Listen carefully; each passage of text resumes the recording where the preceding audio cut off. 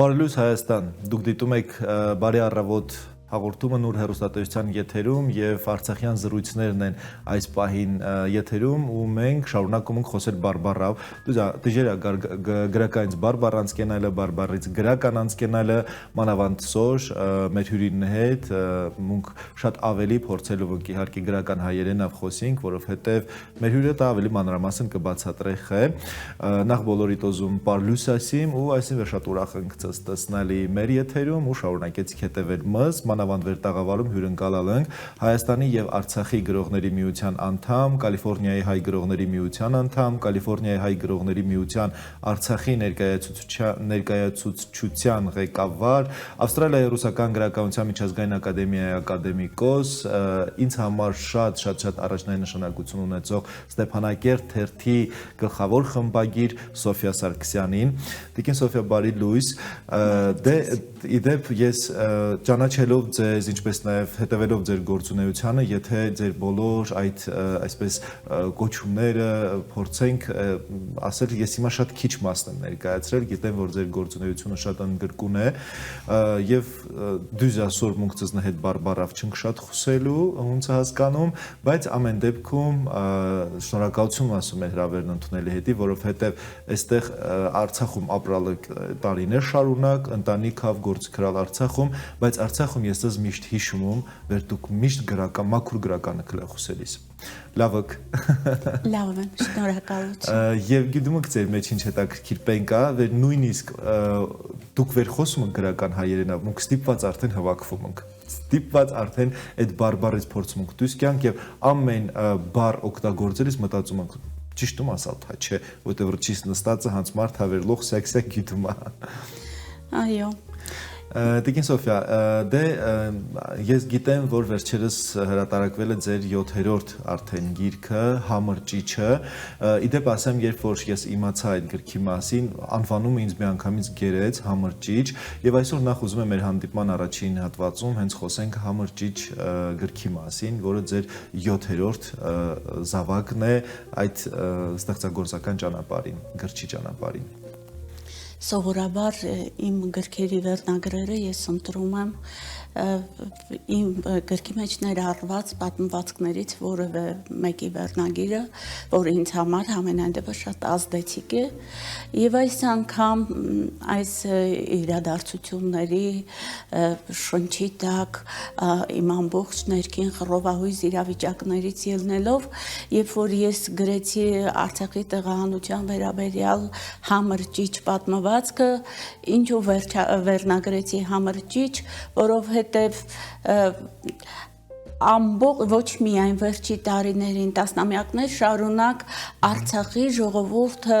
իր վիճակի մասին բարձրաձայնեց, բողոքեց, դժգոհեց, աղաղակեց, ահազանգեց ամբողջ աշխարհին, ամբողջ աշխարհը լսեց եւ աչքն էլ չթարթեց, եւ այս ամեհի ճիչը աշխարհի համար ընկալվեց, այս խուլ կույր աշխարհի համար ընկալվեց որպես Համրճիչ։ Եվ ես որոշեցի, որ ներկայացնեմ այն ամենը, ինչ եղել է եւ ինչպես եղել է։ Եվ դժվար թե ցանկացած մարդ այդ պատմվածքը կարդա առանց ներքին հույզերի, որովհետև այն ամեն տառապանքը, ինչ Արցախցին այդ երկար այդ տարիների ընթացքում ունեցավ, այդ տառապանքին համարյա ոչ ոք չէր դիմանա։ Բոլոր դեպքերում ես 28 տարի բնակվել եմ Արցախում, լինելով Ստեփանակերտ թերթի գլխավոր խմբագիր 17 տարի աշխատելով որպես Ստեփանակերտ թերթի գլխավոր խմբագիր, դրանից առաջ էլ որպես լրագրող, ես կարողացա Արցախի յուրաքանչյուր տարածքը ուսումնասիրել եւ ջերմորեն սիրել։ Ես սիրում էի Արցախը անմնացորդ սիրով եւ պատրաստ էի Արցախի յուրաքանչյուր խնդիրը իմ հնարավորության սահմաններում, իմ թերթի սահմաններում, իմ ղեկավարած թերթի սահմաններում իմ թիմով լուծել։ Եվ մենք ստեղծեցինք տարեգրություն, որի համար ես շատ ուրախ եմ եւ այդ տարեգրությունը պահետրված Հայաստանի ազգային գրադարանին։ Շատ լավ։ Մենք ձեր Արցախի նվիրումի, ձեր Արցախի սիրո մասին այսօր անպայման ես անհամբեր սպասում եմ այդ հատվածին կանդրադառնանք, բայց նախ համր ճիչ գրքի մեջ, որ դուք նշեցիք, որ այնտեղ գրված է ամեն ինչ մանրամասն Արցախի մասին, ինչպես է եղել, որտեղ է եղել եւ այլն, ինչ իրադարձություններ են եղել, նախ ուզում եմ հասկանալ, որ ժամանակահատվածի մասին է խոսքը Արցախի կոնկրետ այդ իրադարձությունների մասով։ Այս առհասարակ Սեղ ժամանակահատված կա, դա հետպատերազմն է, թե ընդհանուր Արցախի նորանկախ պատմության ընթացքն է։ Արցախի այս տեղահանության եւ դրան նախորդող օրերի վերաբերյալ է։ Այսինքն 2023 թվականի բլոկադայից հետո այդ ժողովրդի այդ տառապանքի, այդ հոգեկան տվայտանքների եւ դրանից առաջ մեր ունեցած բազմահազար զոհերի, գիտեք ինչն է ցավալի, ես 2001 թվականից աշխատել եմ Ստեփանակերտ թերթում եւ մինչեւ 2016 թվականը մտածում էինք, որ թերթում հատուկ հատկացրել էի խորագիր մեր անմահ զոհերի վերաբերյալ եւ անհայտ կորածների եւ ես մտածում էի, որ մինչեւ 16 թվականը մեզ կհաջողվի մեծամասնության վերաբերյալ ժողովրդին տեղեկացնել։ Բայց հարի ուտես, որ այդ 2016 թվականի պատերազմը, որ ես հիշում եմ ինչ միահամուռ կերպով էինք մենք աշխատում, գլուխ գլխի տված ամբողջ աշխատախմբով, խմբագրակազմով, որ յուրաքանչյուր տեղեկատվություն շատ ճիշտ, ստույգ եւ հայեցի ներկայացվի ժողովրդին։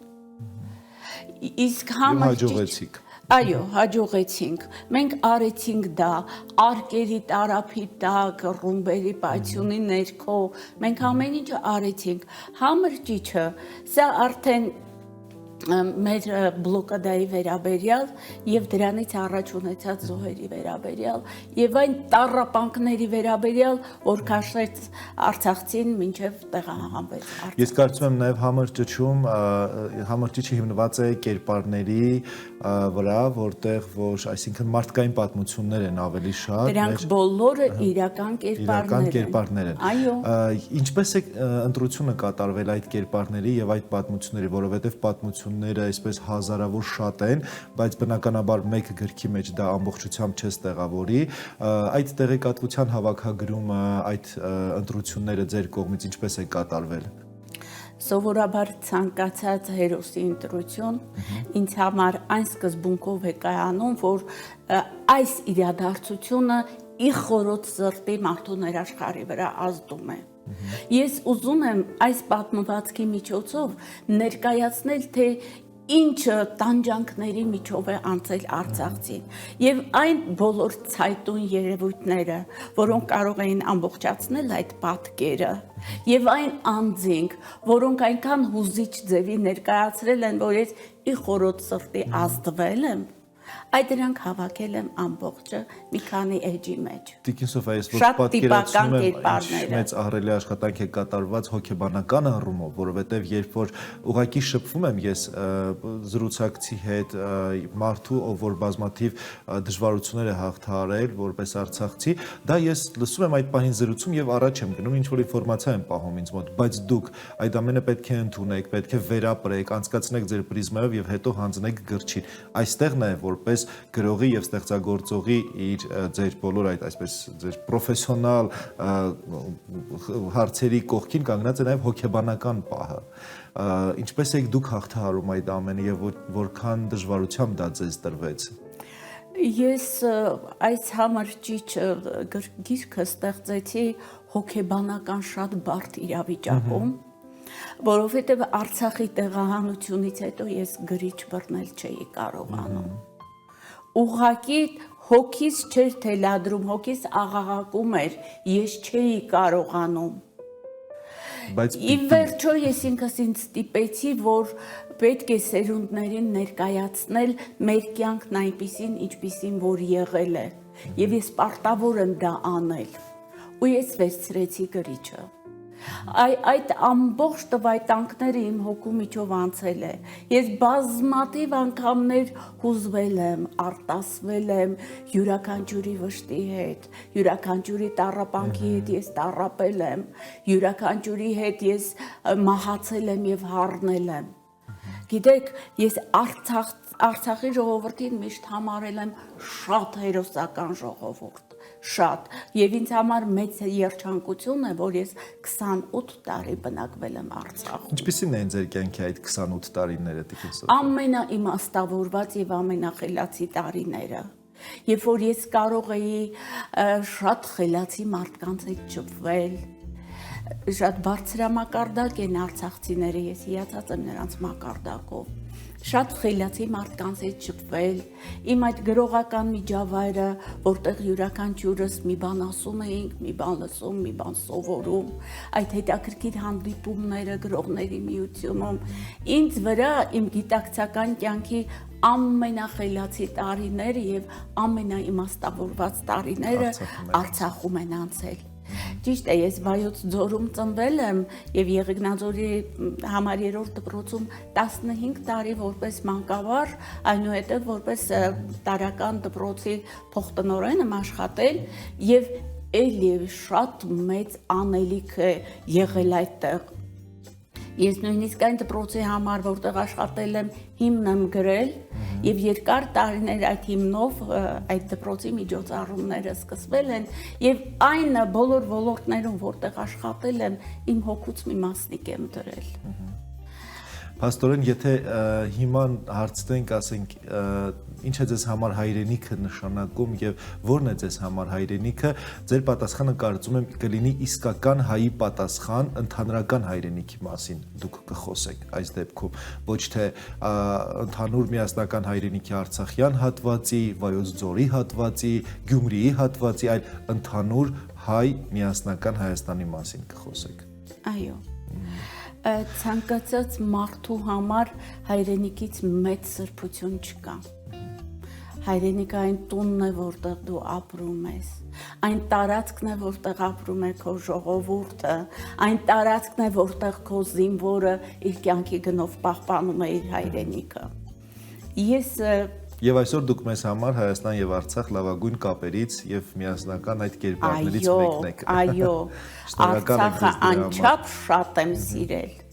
Հայաստանը անչափ շատ սիրում եմ, Հայաստան, Արցախ այդ երկմիասնությունը իմ կյանքի ամենագեղեցիկ վեհությունն է։ Շատ լավ։ Քանի որ մենք հանդիպեցինք արցախյան զրույցներ թեմայի շրջանակներում, նաև այսպես ուզում եմ մի քիչ մանավանդ, որ դուք Ստեփանակերտ թերթի գլխավոր խմբագիրն եք եղել տարիներ շարունակ, 17 տարի մինչև այդ էլի խմբագրականում որպես լրագրող աշխատել եք, մի փոքր Ստեփանակերտի կոլորիտի մասին նաև խոսենք, որովհետև վստահ եմ, որ առնչությունը ահռելի է, շատ մեծ էր, մանավանդ հանդիպումներ, քննարկումներ, նյութեր պատրաստելու համար, հարցազրույցներ անելու համար եւ գրեթե բոլոր Ստեփանակերտցիներին այսպես անուն առանուն, դեմքով, Ստեփանակերտի այդ տարբեր զարգացման փուլեր եւ այլն անցել եք։ Ընդհանուր մի քանի խոսքով ինչպիսին է Ստեփանակերտը ձեզ համար։ Շատ հաճելի, շատ սիրելի, շատ մաքուր քաղաք, որտեղ դու կարող ես մեծ ջերմության արժանանալ, որտեղ մարդիկ քեզ սիրում են, ջերմորեն ընդունում են, որտեղ պատրաստ են ցանկացած մարդու համար հսկայական սեղաններ բացել եւ հայավարի հյուրասիրել, Ստեփանակերտի ժանյալով հացը, միշիշ գինին, դրանք գիտեք կոլորիտ են, որ եւ արցախյան այդ բոլոր արժեքները մենք ինչքան ծանոթացանք, ես ինքս ինչքան ծանոթացա Արցախի հետ, այդքան սիրահարվեցի Արցախին եւ Ստեփանակերտին։ Ստեփանակերտը իր մաքրությամբ կարող էր մրցել աշխարհի ցանկացած քաղաքի։ Լեգենդար թեմա է Ստեփանակերտի լեգենդար թեմա լինելը, այո։ Եվ ինչ աշխատանք էր իրականացվում եւ ինչ նվիրումով էր կատարվում այդ ամենը։ Այժմ տեսանյութեր ունենք մնացած, որ թեկուզ պատերազմի եւ պատերազմի ժամանակ ռմբակոծության ընթացքում նույնիսկ տեսել ենք աշխատողներ քաղաքի սահմակրումի, որ աշխատում էին կամ մարդիկ իրենց բակերն էին տան դիմացն էին փորձում մաքրել եւ սրբել եւ մի խոսքով դա այդ կոլորիտն է, որը դուք ներկայացրեցիք։ Շատ լավ։ Ես մի րոպե ուզում եմ մի բան եւս ասել, որ չեմ կարող մոռանալ։ Ուրեմն 20 թվականի պատերազմն էր եւ մենք օրվա թերթն էինք տպագրում եւ մեր լրագրողներից մեկը խնդրեց ներկայացնել մի անձնավորության, որը առաջի գծում կռվում է եւ մի թևը չունի։ Իրեն բանակ չեն տարել, պատերազմ չեն տարել, բայց ինքը այդ օրհասական պահին առաջնագծում է եւ պատճառաբանել է, որ մի թևս չկա, գոնե մյուս թևս կա, ես կարող եմ զինամթեր հասցնել առաջին գիծ։ Գիտեք, նման կարգի անմոռանալի կերպարները այո, օրինակ են ամբողջ սերնդի համար։ Ամբողջ սերունդը օրինակ պետք է վերցնի, ահա այս անձնազոհ քաջերից։ Տիկին Սոֆիա, ես կարծում եմ մեր հանդիպումները պետք է ավելի հաճախակի լինեն, եթերային տաղավարումի նկատի ունեմ եւ անպայման մենք սիրով շարունակելու ենք հետևել ձեր գործունեությանը եւ սպասելու ենք նոր ստեղծագործությունների ծննդի, բայց նաեւ գիտեմ, որ դուք միշտ ասելիք ունեք եւ դուք այն մարդկանցից եք, որ ոչ թե այսպես փոքրիկ, մեկ անձի կամ մի փոքր խումբ մարդկանց համար ունեք ասելիք, այլ շատ հաճախակի դուք ամբողջ Հայաստանին, հայ ժողովրդին, ամբողջ աշխարհին ունեք ասելիք եւ կուզենայի այսօրվա մեր հանդիպումը նաեւ եզրափակենք ձեր ասելիքով, որը երբեմն ես որպես ուղերձ եմ ընդունում։ Շնորհակալություն, այո, ես իմ ասելիքը ուզում եմ ներկայացնել ձեզ, որովհետև իմ ասելիքը ես համարում եմ հավաքական իմ հայ ժողովրդի ասելիքը աշխարհին։ Եվ այսպես հետաքրքիր բանաստեղծության ձևով ես ձևակերպել եմ ուղերձ աշխարհին եւ ուզում եմ ընթերցել։ Հոգնել եմ խելագար հույզերից, կարոտս անդոր է տենչում, աշխարհի անմաքուր խղճի դեմ ցասումս մրրիկ է երկնում, խոլ քամիները պիտ սանձեմ, հավատս վահան է դառնում, պիտ վառեմ կերոն հույսի, դավանանքս վերածեմ լույսի, գույները պիտ շաղախեմ հոգուս,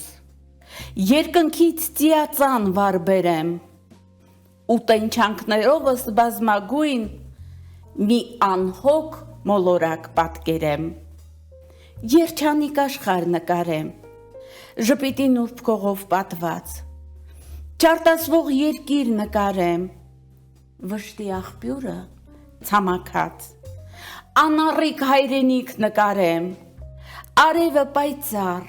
տաքուկ, ժպտացող մանչուկ նկարեմ, արկերից պաշտպանված ձագուկ, փրկողակն այդ սիրով անմեկին պիտ նետեմ գազազած աշխարհին, որ բարու ջերմ ցոլքով այն պատեմ, գտության հունդերով շաղախեմ, որ ծիլ տան, զորանան, ուժ առնեն, ոճիրների դեմ միշտ հառնեն, որ մանանայի զորությամբ սուրբ ուխտս պսակեմ հաղթությամբ։ Հայաստանի եւ Արցախի գրողների միության անդամ, Ստեփանակերտ թերթի գլխավոր խմբագիր Սոֆիա Սարգսյան, աշխարհի հենց այս ուղերձով բոլորիդ ասում ենք՝ Պարլույս Հայաստան։